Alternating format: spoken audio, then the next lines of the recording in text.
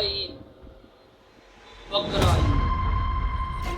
क्या ये ईद उल अजहा कहाँ से हुई शुरुआत, कहाँ से आया ये चलन, क्या है इसके पीछे का राज, सब बताएं प्रमाणों के साथ, पुख्ता सबूत के साथ। बने रहिए वीडियो अंत तक। सदगुरुदेव की जय, बंदी छोड़ कबीर साहेब की जय, बंदी छोड़ गरीबदास जी महाराज की जय, दादा गुरु रामदेव आनंद जी महाराज की जय, बंदी छोड़ बाखबर पूर्ण संत रामपाल जी महाराज की जय। बिस्मिल्लाहिर्रहमानिर्रहीम, अल्हम्दुलिल्लाह रब्बिल आलमीन, वस्सलातु वस्सलामु अला रसूलिही करीम, अम्मा बाद। आज का हमारा जो वीडियो का मौतव है वो है ईद उल अजहा यानी बकरा ईद। उर्दू में ईद उल अजहा, ईद का अर्थ उत्सव से भी लगाया जा सकता है, बार बार आने वाले को भी लेकर के लगाया जा सकता है। ये एक अरबी शब्द है और अजहा, ईद उल अजहा, अजहा अर्थात कुर्बानी, कुर्बान कर देना, बार बार खुदा की परीक्षा में कुर्बान कर देना। परंतु जब खुदा परीक्षा ले रहा, एक शब्द आता है इसी का मिला जुला, जिसको हम बकरीद के नाम से जानते हैं, बकरा ईद। बकरा ईद अरबी में बकरा को कहते हैं गाय, बकरा का अर्थ होता है गाय अरबी में, परंतु उर्दू में नर बकरी या नर बकरे को भी बकरा मान लिया जाता है और अजहा अर्थात कुर्बानी कर देती है अल्लाह की राह में, और बस उसका 3 हिस्सा लगा दिया जाता है, जिसको यतीमों में भी बांटा जाता है, खुद भी खाया जाता है और ज़रूरतमंदों और परिवार रिश्तेदारों को भी दिया जाता है, अर्थात घर घर बांटा जाता है कुर्बान करके।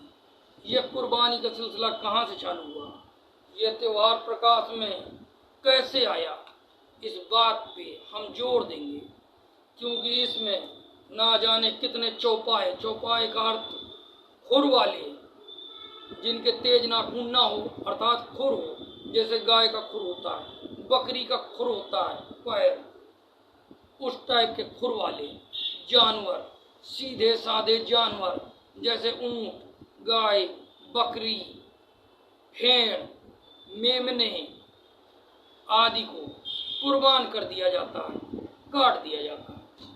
इसी पर चर्चा करेंगे आज। ईद उल अजहा 3 संप्रदाय, 3 तरीके के धर्म इस त्यौहार में इन्वॉल्व है, फेस्टिवल में इन्वॉल्व है, मनाते हैं, मानते हैं। वो समुदाय हैं पवित्र इस्लाम धर्म, पवित्र क्रिश्चियनिटी और पवित्र यहूद धर्म। यहूदी भी मनाते हैं। ये मामला उठा था, चला था, और आज बड़ी कौमों में ये त्यौहार देखा जाता है। कुर्बानी, अल्लाह के राह में कुर्बानी, इसके पीछे की कहानी क्या है? क्योंकि एक तरफ अल्लाह कबीर अपने आप को अल्लाह होने का दावा करते हैं और वो स्वयं कहते हैं अपने आदेश पे कि मुल्ला तुझे करीम का कब आया फरमान, गला काटा, घर घर बांटा, कहा अल्लाह का है निशान। प्रसाद रूप में इस बकरे के कटे हुए पीस को तुमने बांटा और कहा कि ये खुदा का निशान है। तो कबीर साहेब स्वयं को खुदा कहते हैं और कहते हैं मैंने ऐसा कोई भी आदेश किसी भी ग्रंथ में नहीं दिया। इस बात को हम प्रमाणों के साथ देखेंगे, जानेंगे और प्रमाण देखने के बाद आंखें खोलेंगे, क्योंकि किताबें झूठ नहीं बोलती। कबीर साहब ने अपने एक वाणी में ये भी कहा, अल्लाह कबीर ने, प्यारे कबीर ने, रहमान कबीर ने कहा, वेद कतेब झूठे नहीं भाई, झूठे हैं जो समझे नहीं। अर्थात 4 कतेब हैं, तौरात, जबूर, इंजील और पाक कुरान। कबीर अल्लाह कहते हैं ये झूठे नहीं हैं। झूठे वो व्यक्ति हैं, वो काजी हैं, वो मुल्ला हैं जो इनके अर्थ का अनर्थ कर बैठे और नहीं समझ पाए। ये ग्रंथ नहीं झूठे हैं, झूठे वो हैं जो इनका अर्थ नहीं समझे। तो आज आपके सामने रूबरू किया जाएगा कि ये त्यौहार कहाँ से चला, कहाँ से शुरुआत हुई और कैसे तीनों समुदाय इसको अपना मानते हैं। भाइयों, ये बात चालू होती है जेनिसियस उत्पत्ति से। आइए देखिए भाइयों, इस मामले को पहले आप शॉर्ट में समझो और उसके बाद आपको प्रमाण दिखाते हैं। ये मामला है इब्राहिम का। ये नबी भी कहे जाते हैं और इस्लाम धर्म में इनको हजरत इब्राहिम के नाम से जानते हैं। इनका एक पुत्र था जिसको बाइबल के अंदर इशाक कहा गया है और कुरान के अंदर इस्माइल कहा गया है। ये पुत्र था और इस इब्राहिम जी को स्वप्न आया कि ये अल्लाह के राह में अपने पुत्र को ज़बह कर रहे हैं, अर्थात कुर्बान कर रहे हैं, बलिदान कर रहे हैं। बस क्या था, उन्होंने इस सपने को हकीकत में तब्दील करने की कोशिश की और एक पहाड़ की चोटी पर चढ़ गए, अपने पुत्र को ले लिया, आग हाथ में ले ली, छुरा हाथ में ले लिया, लकड़ी ले ली, होम बलि की तैयारी की और चल पड़े कुर्बान करने। क्योंकि ये स्वप्न उनका मानना था कि खुदा ने दिया है, अल्लाह ने दिया है। हालांकि बाइबल में गॉड कहते हैं और कुरान में अल्लाह कहते हैं, एक ही है। फिर क्या था, ऊपर से एक फरिश्ते का फरमान आया, ऐसा न कर। फिर इब्राहिम ने देखा कि झाड़े में एक मेमना था और मेमने को उसने उठाया और बस बलि कर दी और अपने पुत्र को बलि नहीं की, क्योंकि मना हो गया फरिश्तों की तरफ से। और बोला गया कि तू परीक्षा में पास हुआ, ये खुदा की परीक्षा है और तू पास हो गया। इतना सा मामला था। अब इस मामलात को आज इतनी बड़ी तादाद में कुर्बानी हो रही है जिसकी कोई हद नहीं। भाइयों, इब्राहिम जी की परीक्षा हुई और उनके गॉड, उनके जो यहोवा परमेश्वर थे, जो अल्लाह के नाम पे हैं, यहूद में यहोवा कहा जाता है, गॉड कहा जाता है बाइबल में, और अल्लाह उर्दू में कहा जाता है। ये बड़ी दया है संत रामपाल जी महाराज की, जिनकी दया के बिना इस ज्ञान को समझा नहीं जा सकता। तो भाइयों, ये मामला था। अच्छा, जो इब्राहिम को यहोवा ने आदेश दिया वो 3 थे, 3 मिले थे उसको, 3, एक यहोवा नहीं था, अर्थात खुदा एक नहीं है। भाइयों, इस मामले को पहले आप शॉर्ट में समझो और उसके बाद आपको प्रमाण दिखाते हैं। ये मामला है इब्राहिम का। ये नबी भी कहे जाते हैं और इस्लाम धर्म में इनको हजरत इब्राहिम के नाम से जानते हैं। इनका एक पुत्र था जिसको बाइबल के अंदर इशाक कहा गया है और कुरान के अंदर इस्माइल कहा गया है। ये पुत्र था और इस इब्राहिम जी को स्वप्न आया कि ये अल्लाह के राह में अपने पुत्र को ज़बह कर रहे हैं, अर्थात कुर्बान कर रहे हैं, बलिदान कर रहे हैं। बस क्या था, उन्होंने इस सपने को हकीकत में तब्दील करने की कोशिश की और एक पहाड़ की चोटी पर चढ़ गए, अपने पुत्र को ले लिया, आग हाथ में ले ली, छुरा हाथ में ले लिया, लकड़ी ले ली, होम बलि की तैयारी की और चल पड़े कुर्बान करने। क्योंकि ये स्वप्न उनका मानना था कि खुदा ने दिया है, अल्लाह ने दिया है। हालांकि बाइबल में गॉड कहते हैं और कुरान में अल्लाह कहते हैं, एक ही है। फिर क्या था, ऊपर से एक फरिश्ते का फरमान आया, ऐसा न कर। फिर इब्राहिम ने देखा कि झाड़े में एक मेमना था और मेमने को उसने उठाया और बस बलि कर दी और अपने पुत्र को बलि नहीं की, क्योंकि मना हो गया फरिश्तों की तरफ से।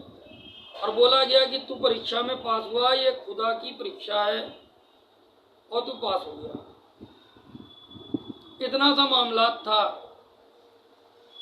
अब इस मामलात को आज इतनी बड़ी तादाद में कुर्बानी हो रही है जिसकी कोई हद नहीं। भाइयों, इब्राहिम जी की परीक्षा हुई और उनके गॉड, उनके जो यहोवा परमेश्वर थे, जो अल्लाह के नाम पे हैं, यहूद में यहोवा कहा जाता है, गॉड कहा जाता है बाइबल में, और अल्लाह उर्दू में कहा जाता है। ये बड़ी दया है संत रामपाल जी महाराज की, जिनकी दया के बिना इस ज्ञान को समझा नहीं जा सकता। तो भाइयों, ये मामला था।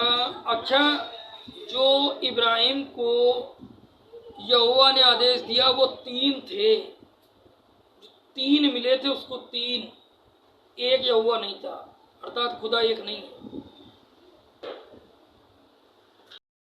खुदाओं में, 3 यहोवाओं में आखिर इब्राहिम को किसने आदेश दिया, किसने सपना दिया?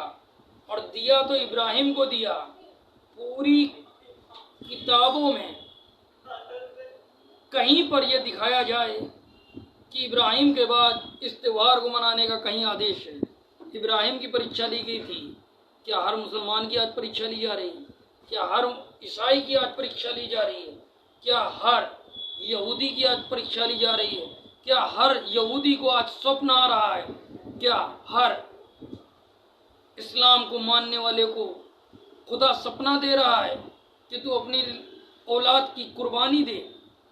अगर नहीं दे रहा है तो फिर मनमाने तरीके से ये कुर्बानी क्यों, अल्लाह के विधान को तोड़ा क्यों जा रहा है? क्या जिसने सपन दिया था वो फरिश्ता था, या ये वही यहोवा है जिसने पूरी कायनात को बनाया? इस पर भी डाउट है। अर्थात आप ये जो ईद उल अज़हा मना रहे हैं, इसका आदेश आपको नहीं। कुरान में इसका एक जिक्र आया है। कुरान 37 सफ़ात आयत 100 से लेके 113 तक बाइबल में भी जिक्र आया है। जेनेसिस 22:10 से 13 तक। भाइयों, तौरात और उत्पत्ति एक ही है। भाइयों, जिसको आदेश था, जिसकी परीक्षा थी, उसके लिए ये सब था। आपको कोई सपना नहीं आया है, आपको खुदा ने कोई आदेश नहीं दिया है, आपको किसी फरिश्ते ने भी नहीं बताया है। फिर मेढ़े और बकरे चौपायों की हत्या निर्मम तरीके से क्यों? इस पर परमेश्वर कबीर कहते हैं कि मुल्ला तुझे करीम का कब आया फरमान, गला काटा घर घर बांटा, काश साहिब का निशान। तुझे कोई फरमान नहीं आया, फरमान आया था उनको, और उनको भी ये करने का अधिकार नहीं था, क्योंकि ओरिजिनल खुदा कभी किसी जीव की बलि नहीं मांगता। पहले देखिए ये कहानी के पीछे क्या रहस्य है प्रमाणों के साथ। आइए चलते हैं। ये पवित्र बाइबल है।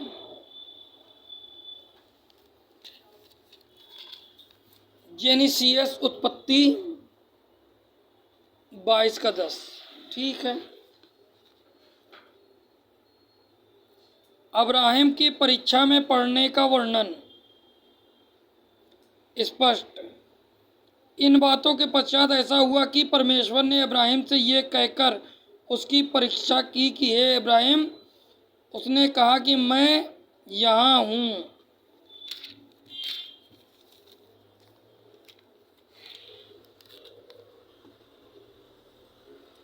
उसने कहा अपने पुत्र को, अर्थात अपने एकलौते पुत्र इसहाक, यहाँ पर इसहाक है और कुरान शरीफ में इसी को दिखाएंगे अभी, उसमें इस्माइल कहा गया है।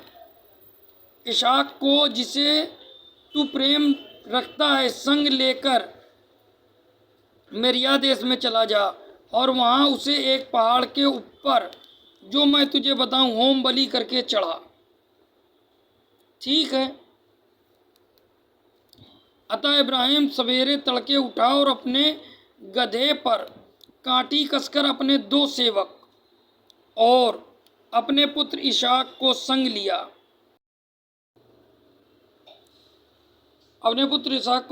और होम बलि के लिए लकड़ी चीर ली। तब निकलकर उस स्थान की ओर चला जिसकी चर्चा परमेश्वर ने उससे की थी। तीसरे दिन इब्राहिम ने आंखें उठा करके उस स्थान को दूर से देखा और उसने अपने सेवक से कहा कि गधे के पास यहीं ठहरे रहो, या लड़का और मैं वहां तक जाकर और दंडवत करके फिर तुम्हारे पास लौट आएंगे। अब देखो, शुरुआत ही खुदा से चली थी, दंडवत से। अब ये क्या करते हैं, घुटनों के बल इस्लाम को मानने वाले बैठते हैं, दंडवत कर रहे हैं। दंडवत, अब दंडवत का ही विधान है। लेट के डंडे के समान जब ऊपर वाले को प्रणाम किया जाता है तो उसकी एक यज्ञ के समान गिनती हो जाती है। पहले दंडवत ही चलता था, लेकिन अब ये इस्लाम में क्या है, घुटने के बल बैठ जाते हैं और भी पता नहीं क्या पीछे से उठा देते हैं। वो एक अलग चर्चा है, उनका कहीं से भी शायद हो सकता है, कहीं से आया हो, लेकिन मेन जो है शुरुआत दंडवत से ही है। फिर तुम्हारे पास लौट आएंगे। तब इब्राहिम ने होम बलि की लकड़ी ले अपने पुत्र इसहाक पर लाद दी और आग और छुरी को अपने हाथ में लिया। वे दोनों एक साथ चल पड़े। इसहाक ने अपने पिता इब्राहिम से कहा, ऐ मेरे पिता। उसने कहा, ऐ मेरे पुत्र, क्या बात है?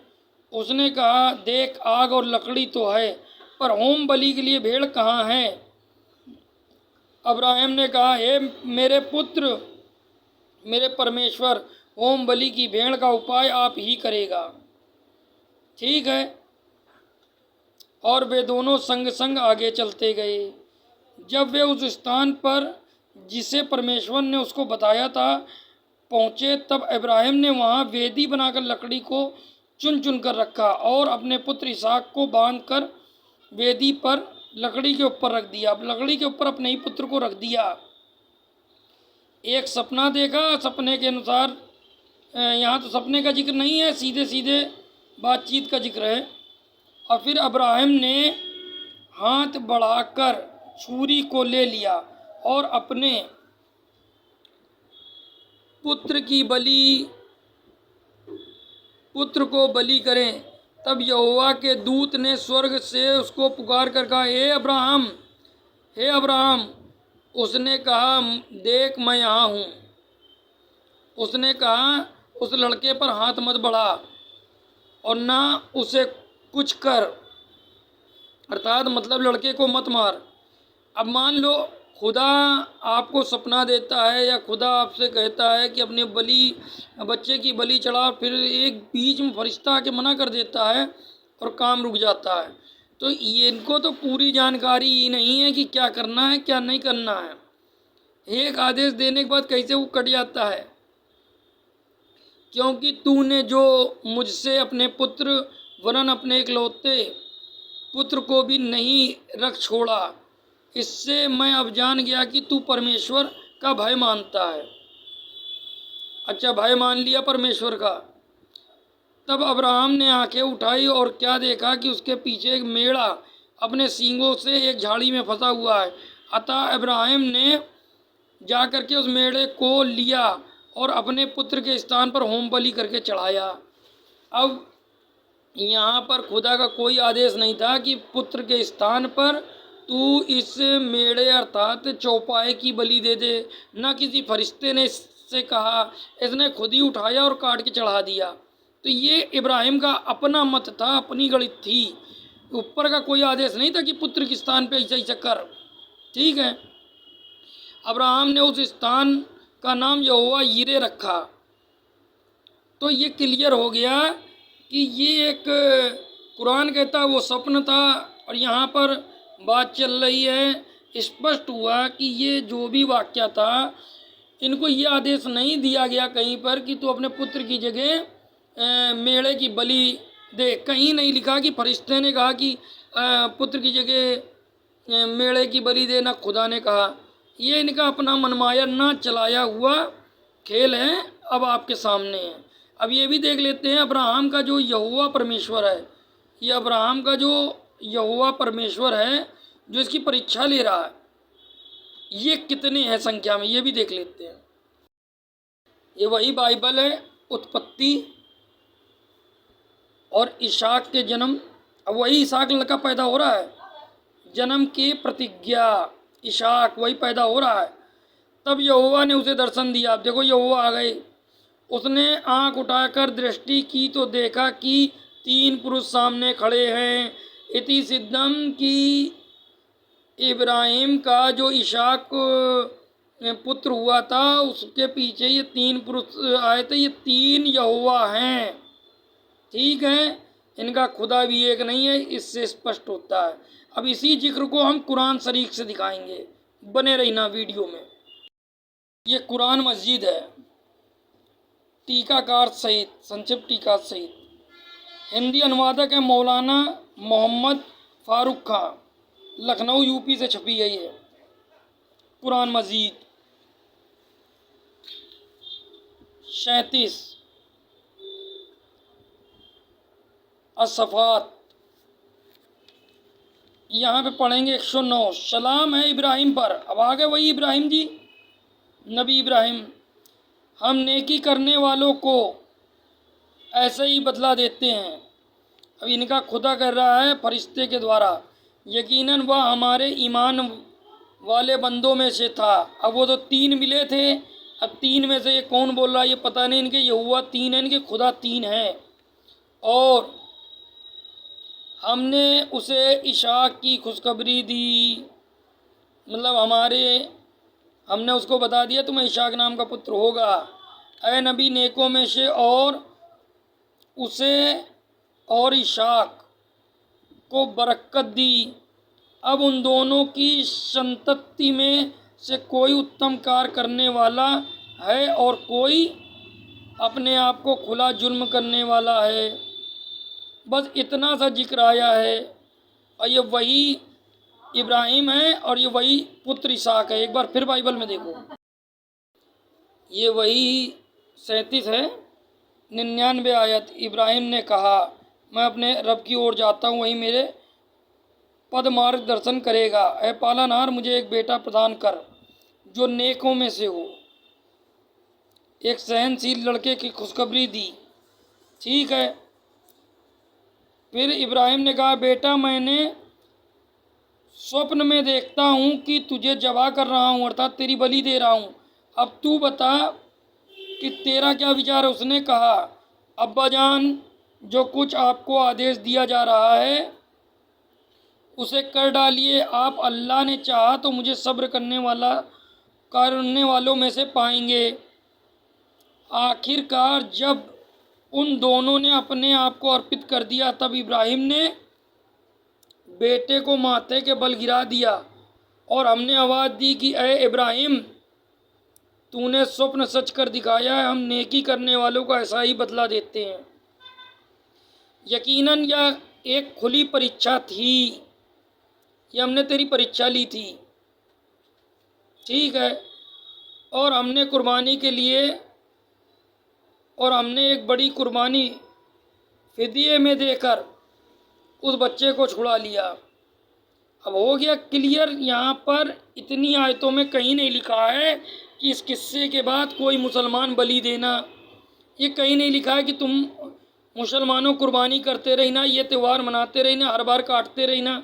किसी भी मुसलमान को कोई सपना नहीं आया इब्राहिम की तरीके, किसी भी इस्लामिक व्यक्ति की परीक्षा नहीं ली गई है।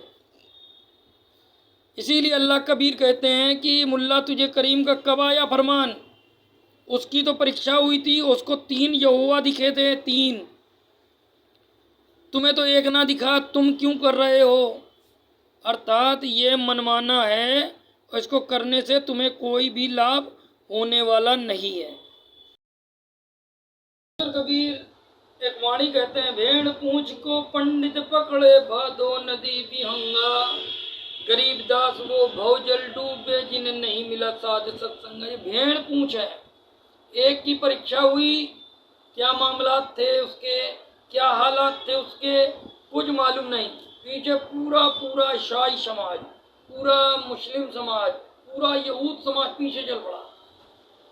अरे वो एक बंदे पर हुई थी, एक नबी पे हुई थी, और वहाँ पे उसके बाद कोई आदेश नहीं हुआ कि तुम लोग ये त्यौहार मना लेना, फेस्टिवल मना लेना, पूरा गेम बैठा लेना।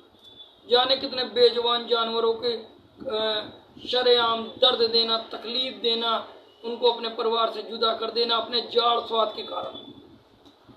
परमात्मा अल्लाह कबीर कहते हैं, तुम लोग पाक पाक शब्द कहते हो और नापाक से भागते हो। तो इस पर आदरणीय गरीबदास जी महाराज अल्लाह कबीर से मिलने के बाद अपनी वाणी में लिखते हैं,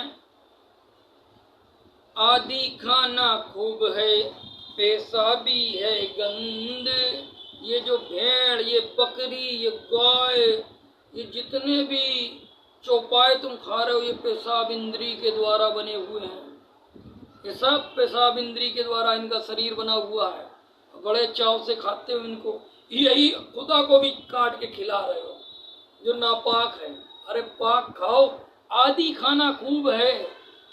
ये जो फलदार वृक्ष उत्पत्ति, जेनेसिस, पैदाइश, तौरात, आप तो कुरान समझते हो ना, कुरान में तौरात है, तौरात में पैदाइश है। पैदाइश में खुदा ने कहाँ कहा? उसने तो कहा कि मैंने आपको वृक्ष दिए हैं, फल दिए हैं, इनको खा। तो खुदा का आदेश तो है नहीं, और यही बात अल्लाह कबीर ने साबित की कि मेरा आदेश तो है नहीं। इन फरिश्तों के चक्कर में आप अपनी जन्नत ना बिगाड़ लेना। आज बाखबर संत रामपाल जी महाराज पूर्ण इल्म वाले हैं, एक एक शब्द को सिद्ध करने के लिए 6-6 प्रमाण दे रहे हैं। आज भी समय है मुसलमान भाइयों से, ईसाई भाइयों से और यहूदी भाइयों से, लौट आओ खुदा की ओर, गुमराही में अपना जीवन न बर्बाद करो। बाखबर इल्म वाले संत रामपाल जी महाराज उन्हीं के भेजे हुए हैं। आओ अपना कल्याण कराओ, सही मायने में किताब के अर्थ को समझो और जन्नत को पाओ। ना तो हूर मिलेंगी और बन जाओगे लंगूर, कोई फायदा नहीं। आप सभी से गुजारिश है कि समय रहते बाखबर संत रामपाल जी महाराज को पहचानें, मनमाना आचरण बंद करें और निःशुल्क नाम दीक्षा लें, अपना कल्याण कराएं। जिस इल्म की जानकारी आपको नहीं है वो पाक कुरान की जानकारी लें, पाक बाइबल की जानकारी लें और यहूद धर्म की जानकारी लें। बाखबर संत रामपाल जी महाराज के ज़माने जुड़ें, अपना कल्याण कराएं और अपने परिवार और मिलने वालों का भी कल्याण कराएं। ये समय बार बार नहीं आता। और इस बेतुके जीव हिंसा वाले त्योहार को बंद करें, ये कहीं पर जायज नहीं है। क्योंकि जैसे तुम बकरे के ऊपर अत्याचार करोगे, अगले जन्म में तुमको भी सहना पड़ेगा। और बार बार जन्म होते, पुनर्जन्म होता, कुरान में कई बार जिक्र आया है। ये भी संत रामपाल जी महाराज साबित कर चुके हैं। जो मौलानाओं ने आज तक गलत पढ़ाया था, आज पवित्र कुरान ने भी उसको सेकंड किया है कि ये बात सत्य है। तो मिले संत रामपाल जी महाराज और उनके सत्संगों से, जानकारी को पक्का करें और अपना जीवन धन्य बनाएं। मिलेंगे नेक्स्ट वीडियो में ऐसी ही जानकारी के साथ। तब तक के लिए सत साहिब।